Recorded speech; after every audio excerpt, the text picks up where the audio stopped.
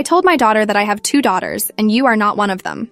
I was 22 years old when my marriage to Derek ended, standing in a courthouse hallway with our 3-year-old daughter Sophia clinging to my leg. The divorce papers felt like they weighed 1,000 pounds in my hands, but at least I had her. At least I had my baby girl. Derek had cheated with a coworker, gotten caught, and barely fought for custody. He agreed to every other weekend and Wednesday dinners, signed the papers without argument, and walked away looking relieved. I told myself it didn't matter that he'd given up on us so easily. Sophia and I would be fine. We were a team, just the 2 of us against the world. I got a job as a dental hygienist at Dr. Patel's office downtown, found a small apartment near the elementary school, and threw myself into being the best mother I could possibly be. Every decision I made revolved around her happiness and security. Every dollar I earned went toward making sure she had what she needed. Those first 2 years after the divorce were hard but beautiful in their own way. Money was incredibly tight on my salary, and there were nights I ate ramen so Sophia could have chicken nuggets and fruit.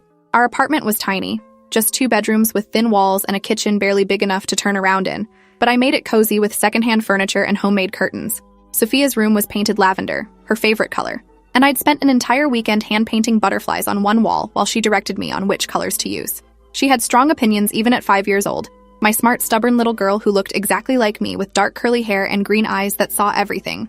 Our weekends together were magic. We'd go to the park and feed ducks, visit the library for story time, make elaborate blanket forts in the living room.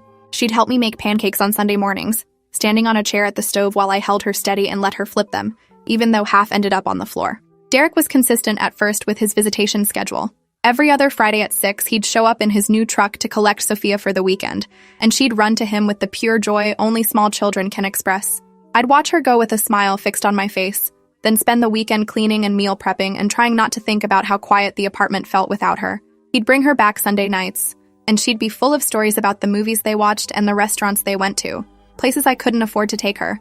I tried not to feel jealous, tried to remember that having a father who showed up was good for her, even if that father had destroyed our family.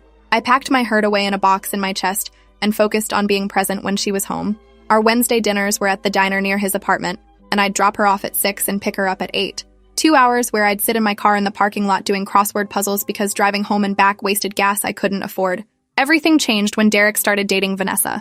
I first heard about her from Sophia, who came home from a weekend visit bubbling with excitement about Daddy's new friend who had a big house with a pool. I felt my stomach clench but kept smiling, asking casual questions about what Vanessa was like. Sophia said she was pretty and nice and had given her a present, a stuffed unicorn that now sat on her bed.